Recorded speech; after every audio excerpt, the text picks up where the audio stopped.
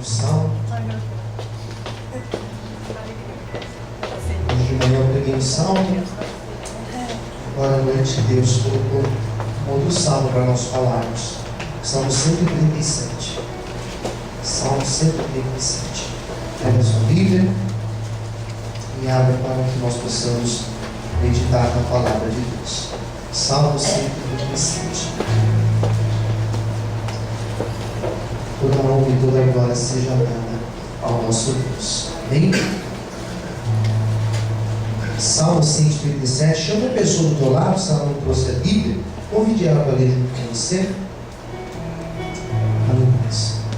Posso ler? Que já encontrou, diga amém?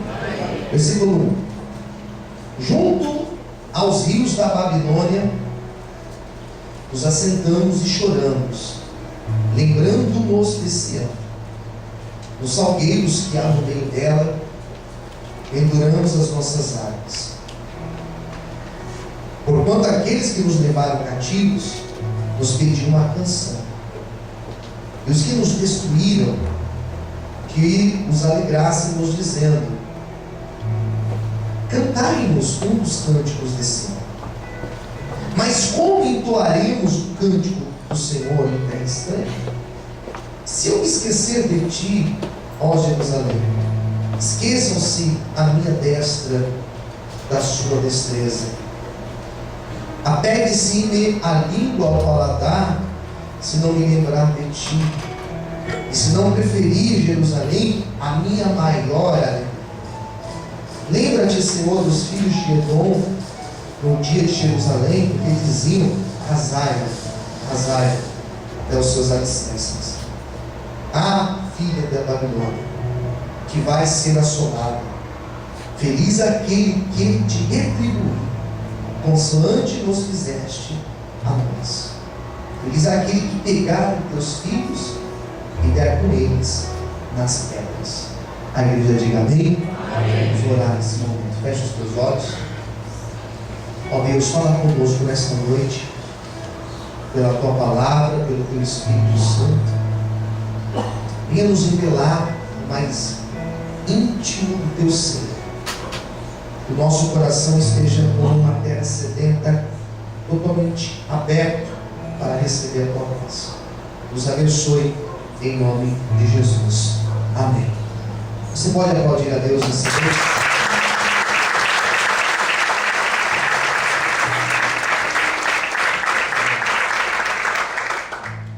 A minha pregação de hoje, ela tem o seguinte tema: aprendendo a lidar com a saudade e com outros conflitos. Esse Salmo 137 é um salmo que existe uma história por detrás dele. Não é um texto isolado. Não é simplesmente um cântico ou uma oração feita por alguém ou por um grupo de pessoas. Mas é um salmo que vai fazer um retrato. É um salmo que vai mostrar o sentimento que aqueles que estavam presos estavam sentindo. É mais ou menos fazer um documentário dentro de um presídio, e dentro desse documentário você captar sentimentos daqueles que estão presos, e daí você faz um documentário. Quem entendeu? Diga amém. Amém. É isso. Você colher informações de pessoas que estão presas e você faz um diagnóstico que eles estavam sentindo estando presos. O Salmo 137, localizando ele para vocês, ele é da época quando Israel estava no cativeiro da Babilônia. Israel passou por dois grandes cativeiros. O primeiro do Egito, Faraó do Egito, né? O povo caminhou no deserto por uns 40 anos, cativeiro que durou mais de 400 anos. Esse foi o primeiro. O segundo cativeiro não foi mais fácil, foi muito foi mais curto. Ele durou apenas 70 anos. Mas 70 anos no cativeiro não significa que ele foi mais fácil. Foi muito duro para o povo. E por que esse cativeiro foi duro, pastor? Porque eles já tinham provado a experiência da liberdade. Eles já tinham experimentado ter a sua terra, ter a sua pátria. O cativeiro do Egito não. Por isso esse daqui foi muito duro para eles. Então o Salmo 137 é um retrato do sentimento que esse povo estava passando quando eles estavam na terra da Babilônia. Quais sentimentos? Saudade e conflitos internos. Quem entendeu, diga amém. Que são sentimentos que nós lidamos também no nosso dia, e nós temos que lidar. O sentimento que eles tinham, que era o sentimento de tristeza, nostalgia, sentimento de humilhação, de vergonha, eram sentimentos difíceis de lidar. Era difícil para o pai chegar para o filho e explicar para o filho por que eles estavam ali. Você sabe que o povo judeu sempre foi um povo ligado a Deus. Quem entendeu de amém? E os pais, diferente de muitos pais de hoje, eles sentavam com seus filhos,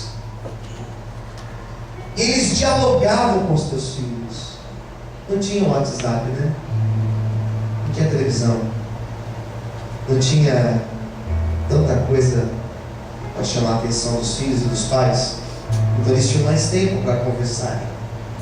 E eles falavam muito sobre Deus. Eu acho maravilhoso quando os meus filhos chegam para mim e perguntam sobre Deus. E às vezes eles me fazem umas perguntas difíceis. Ontem o Rafael olhou para mim e falou assim: pai, posso te fazer uma pergunta? Eu falei: pode, filho, a gente estava assistindo a luta, né? Você queria perguntar alguma coisa da luta. Do nada. Por que Moisés quis ver a Deus? Hã? Assim, filho. Pai, Moisés não quis ver a Deus? De Deus? Quem queria ver Deus? Daí não tem teologia para responder essas coisas, né? Daí lá vai eu conversar com meu filho sobre Deus. É bom falar de Deus. Esses pais falavam para os seus filhos: nosso Deus, Ele é grande, Ele é poderoso. Deus criou os céus e a terra. Amém? Então as criancinhas foram crescendo ouvindo a história do Deus Criador, Deus grande, Deus poderoso, Deus que destruiu o Egito, Deus que enviou quantas pragas no Egito? 10 pragas no Egito, acabou, arrasou o Egito, matou o faraó, destruiu o exército de faraó no meio do mar vermelho. Então esse Deus é muito poderoso. Mas agora eles estão presos na Babilônia, eles estão vivendo uma tristeza profunda, porque tudo que eles sabiam sobre Deus, tudo aquilo que eles tinham ouvido também de seus pais sobre Deus, tudo desmoronou. Porque agora eles estavam presos na Babilônia. E agora os filhos olhavam para eles e falavam assim: pai, cadê Deus? Onde está Deus que não nos ouve? Porque nós estamos clamando a Deus. Onde está Deus para não dar um basta nesta nossa humilhação? Onde está Deus que lá no monte trouxe o cordeiro para o nosso pai Isaac, Abraão, no momento que queria sacrificar o seu filho Isaac? Onde está Deus agora? E não bastante, aqueles que estavam ali prendendo, eles usavam da humilhação para diminuir mais ainda aquele povo. E é difícil você passar pela humilhação. Ficar desempregado é ruim. Ser humilhado por estar desempregado é muito pior. Quem concorda, diga amém.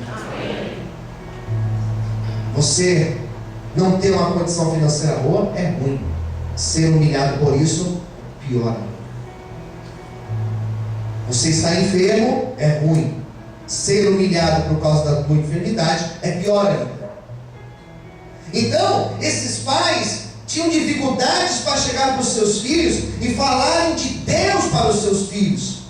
Porque tudo que eles sabiam sobre Deus, tudo que eles tinham construído na cabecinha deles sobre Deus, acabou, desmoronou. Agora eles estavam presos. E diz a Bíblia, e aqui a gente vai entrar no Salmo, que é feito um relato, é feito um retrato de como eles estavam. E o texto vai dizer que eles estavam sentados perante os rios da Babilônia. Eu imagino que eles olhavam para aquele rio, para aquelas águas, e eles choravam no meio daquelas águas. Quem entendeu, diga amém. Nós choramos. O versículo 1 fala assim: assentamos e choramos. Por que eles choravam? Porque eles lembravam de Sião. Sião era um lugar onde tinha um monte que eles adoravam a Deus. Eles lembravam de quando eles adoravam a Deus no monte. Quem entendeu, diga amém. Por que eles choravam, pastor? Porque eles estavam tristes. Porque existia uma tristeza profunda dentro deles. Porque eles estavam ali, não por acaso. Eles estavam ali porque eles tinham cometido um erro. É um prisioneiro que está lá na prisão, cumprindo uma pena de 10 anos, de 15 anos, de 20 anos, que ele fez um crime. Ele chora, porque ele se lamenta. Em alguns casos, né? Desculpa, não são todos, mas em alguns casos. E a maioria fala: eu sou inocente. Então eles falam: se eu pudesse voltar atrás. Mas o problema está aí, que nem sempre dá para voltar atrás. Porque na verdade nós não mudamos o que aconteceu ontem. A gente muda hoje e muda o amanhã. Quem entendeu, diga amém. Mas e ontem, pastor? Ontem está lá a fatura, né? Está lá o que nós fizemos. E eles choravam porque eles lembravam do porquê eles estavam ali. E nós estamos aqui, filhos, porque nós fomos infiéis a Deus. Porque nós esquecemos de Deus. Que realmente Deus foi bom conosco, mas na hora que nós estávamos por cima, nós nos afastamos de Deus. Nós perdemos a relação que nós tínhamos com Deus. Começamos a adorar outros deuses. E agora eles choravam, eles se arrependiam. Deus, nós estamos aqui, mas se nós pudéssemos voltar atrás, nós faríamos diferente. A grande lição que nós aprendemos do texto é que nós temos obrigação de aprender com os nossos erros. Fala para o seu irmão do lado: você tem obrigação de aprender com os seus erros. Senão você vai sofrer 2 vezes. Senão você vai sofrer 2 vezes, ou 3, ou 4, ou 5, ou várias vezes, até você aprender. E eles foram aprendendo. E eles foram aprendendo que eles estavam ali justamente porque eles tinham sido infiéis a Deus. E é por isso que eles falavam: olha, eu queria estar lá em Sião. Porque se eu estivesse lá em Sião, eu estaria na presença de Deus, lá no monte adorando a Deus. Mas agora nós estamos aqui. No Salmo, eles não reclamam contra Deus. No Salmo, eles não murmuram contra Deus. Por quê, pastor? Porque eles eram conscientes. Amém, queridos?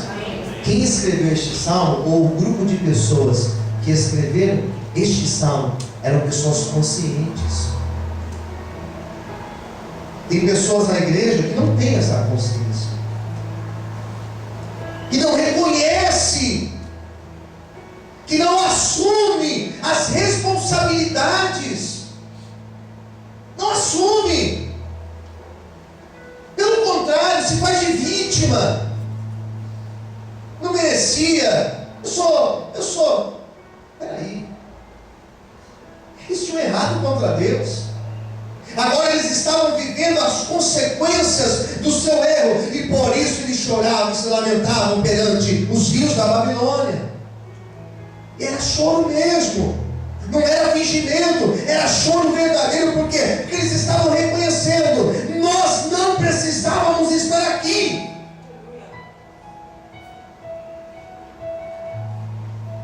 Acho que a pior dor de um preso é saber que ele está lá pelo seu erro. Deve ser ruim para o preso. Ele fala: poxa, eu estou aqui porque eu fiz errado. E não há nada que mude essa realidade. Quem está entendendo a palavra de hoje? Diga amém.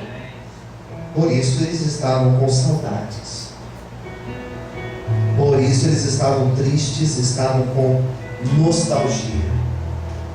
Daí o texto evolui, e no versículo 2 vai dizer a seguinte, pega a sua Bíblia, diz assim: nos salgueiros que há no meio dela, no meio da cidade, nós pendurávamos as nossas harpas. Quem entendeu, diga amém. Agora eles pegavam as suas harpas, eles colocavam as suas harpas nos salgueiros, e eles não louvavam mais. Amém, queridos? Amém. Eles agora não tinham mais forças para louvar. Por que eles não louvavam, pastor? Primeiro, eles achavam que essa luta ia passar rápido. Demorou mais tempo do que eles pensavam. Eles achavam que ia durar dias ou meses. Durou 70 anos. 2, por que eles não louvavam? Porque os inimigos olhavam para eles e diziam assim: canta agora para o Deus que vocês servem. Quem entendeu, diga amém. Canta agora. Canta. Vocês não ficavam lá cantando com as harpas em Jerusalém, no templo, no Monte Sião? Canta agora. Essa expressão significa o quê? O Deus de vocês não pôde livrá-los de vir parar aqui nas nossas mãos. O nosso Deus é maior do que o Deus de vocês. Quem entendeu, diga amém. Então eles não cantavam. Por muitas vezes eu li este salmo e eu entendia que eles não cantavam, que eles não tinham alegria para cantar. Por muitas vezes eu entendia que esse salmo, que eles não cantavam neste salmo, que eles não tinham mais forças para louvar. Até que eu entendi que na verdade eles não é que eles não tinham forças para louvar, eles tinham força para louvar, mas eles não conseguiam louvar, porque se eles louvassem, eles estariam se humilhando perante os deuses da Babilônia. Então eles ficaram em silêncio. Então eles se calaram por um momento, porque era um momento de luta, era um momento de dor, era um momento difícil, era um momento de humilhação que eles estavam passando. E eu começo também a compreender que nós passamos fases da nossa vida. Escute o que eu disse, são fases da nossa vida, não são momentos apenas, não são momentos perpétuos, mas são fases da nossa vida, que também somos humilhados, que também ficamos sem forças para louvar, mas nesse momento de silêncio, até o teu silêncio chega aos olhos de Deus e aos ouvidos do Senhor. Até o teu silêncio, não há dominação, chega até Deus, e Deus responde. E nessa noite Deus vai responder neste lugar. Vamos poder aplaudir e exaltar o Senhor bem forte. Glória a Deus. Você pode adorar o Senhor.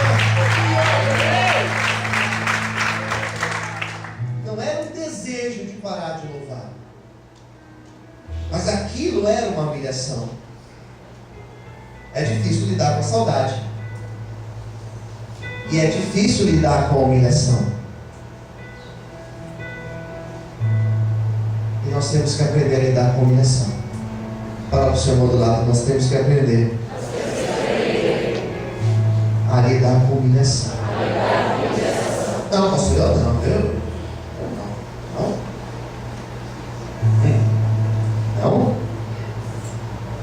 E pensa. Os homens de Deus lidaram com humilhação. Posso citar para você, de Abraão até Jesus Cristo, teve que lidar com a humilhação. Eu aprendi uma coisa na hora da humilhação: se cale. E Deus vai falar com você. Fala para o seu irmão, na hora da humilhação, aprenda a se calar. Deus vai falar com você. Você pode aplaudir a Deus?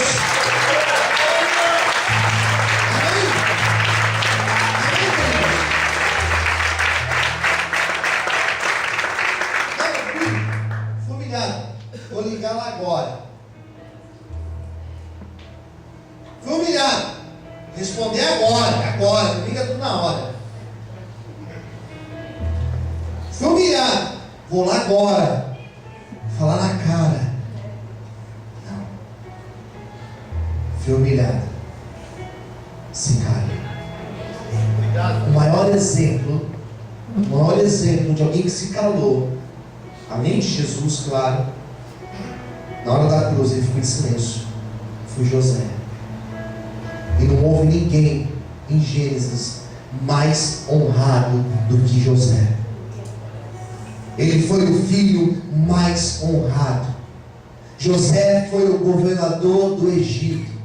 José foi um homem que viveu abaixo de Faraó. Era José que mandava na maior potência do mundo. Por que ele foi exaltado, pastor? Porque na hora da humilhação ele se calou e Deus fez justiça por ele. Por isso nessa noite eu posso estar pregando aqui para pessoas que estão vivendo humilhação, para pessoas que têm sido apontadas, para pessoas que têm sido afrontadas. Existe um Deus te vendo, existe um Deus te contemplando, existe um Deus vendo as tuas lágrimas, existe um Deus vendo o silêncio, e esse Deus vai dizer que Ele vai te exaltar. Ainda que a humilhação seja a tua casa, ainda que a humilhação seja o teu casamento, ainda que a tua humilhação seja o teu trabalho, Deus vai te exaltar, diz o Senhor para nós nessa noite.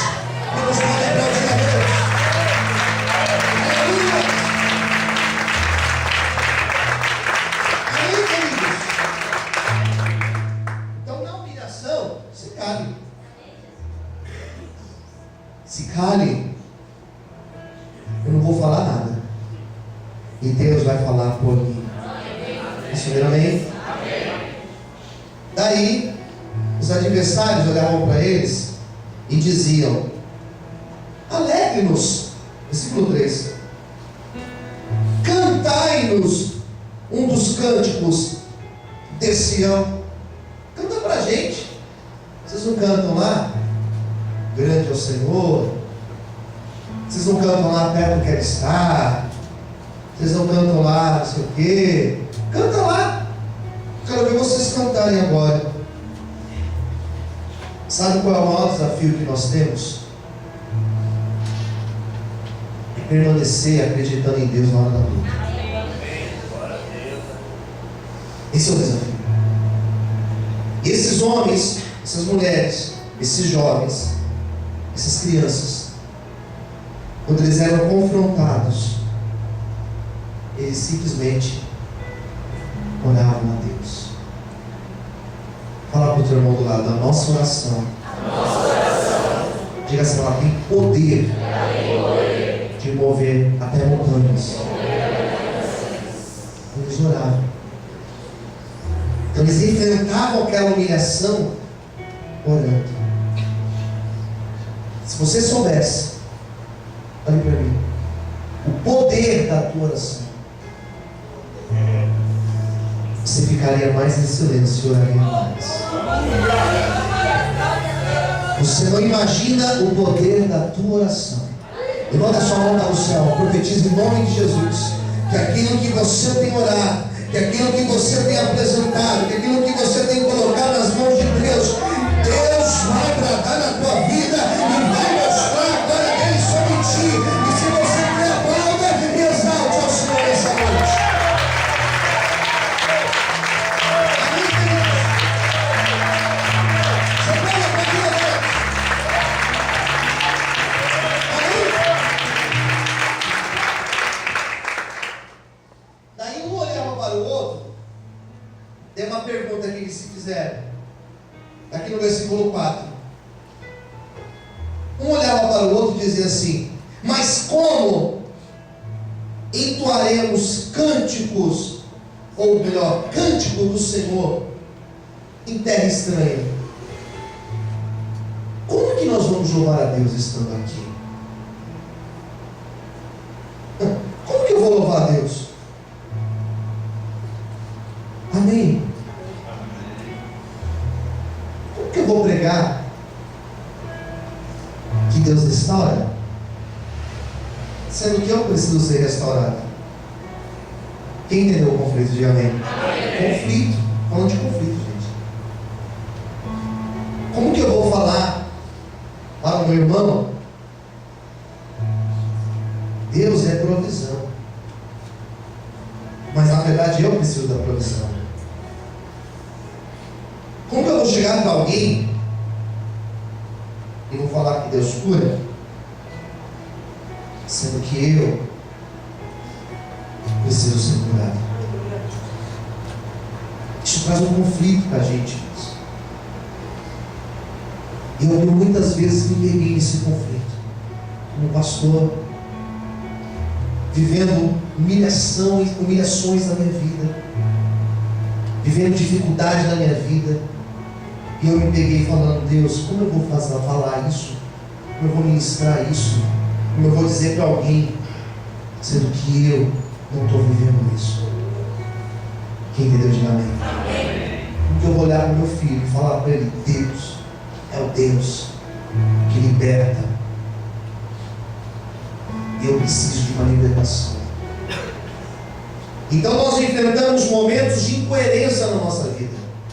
Que você entra na igreja, que você ouve uma pregação top, no sentido, te levanta, e você olha no espelho da realidade e fala assim: não é para mim, porque esse Deus não está me vendo. Tem uma notícia de Deus para você nessa noite. Deus está te vendo. Aleluia. Ainda que você esteja em conflitos, ainda que você acredite em um Deus que cura estando enfermo, ainda que você acredite em um Deus que restaura, precisando de restauração, ainda que você acredite em um Deus de provisão, precisando de provisão, eu te digo: Deus está aqui, Ele vai tratar a tua vida. Espere mais um tempo, espere mais um pouco, e Deus vai mostrar a glória dele sobre ti e sobre a tua história. Vamos para o pode e exaltar o Senhor nessa noite. Aleluia. Você pode aplaudir o Senhor. Quem entendeu, diga amém. Então aí está o desafio. E olha o que ele fala no versículo 4, ou melhor, 5. Eu vou parar aqui no 5, tá? Olha o que diz o 5. Se eu me esquecer de ti, ó Jerusalém, esqueça-se a minha destra da sua destreza. Qual Bíblia que está diferente? Qual que está? Como que está aí? Percebe que a última parte que muda, né? Se eu me esquecer de ti, ó Jerusalém, que se resseque a minha mão direita. Tem mais Bíblias com essa tradução? Algumas, né? Interessante que ele fala assim: Senhor, se nós aqui nos esquecermos de ti, é melhor que a nossa mão fique ressecada. Em outras palavras, é melhor que eu seja um maldito, se eu me esquecer de ti.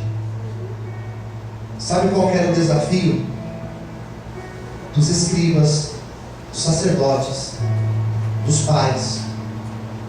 Ensinar chefes de família. O desafio era ensinar.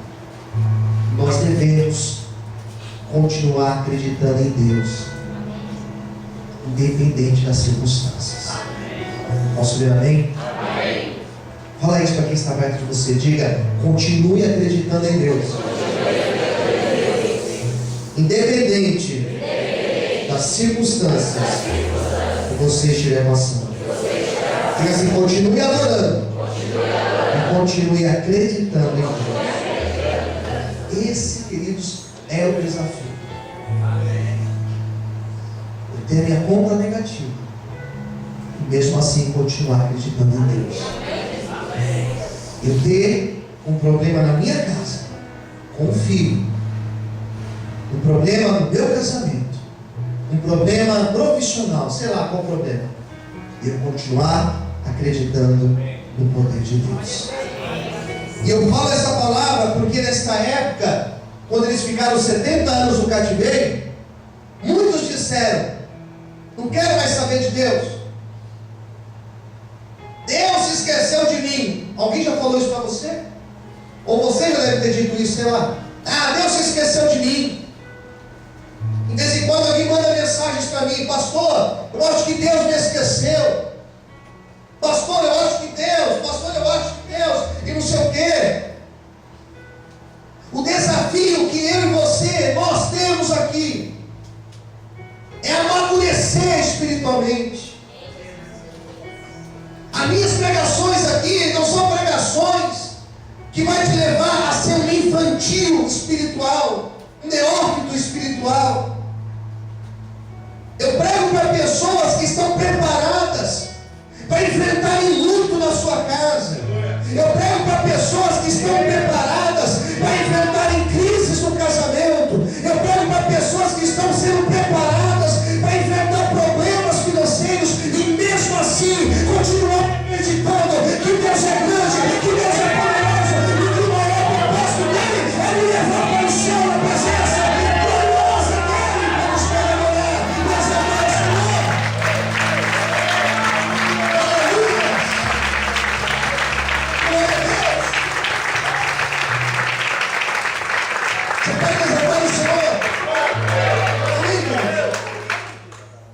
Que jamais eu me esqueça, Senhor, a tua gloriosa presença.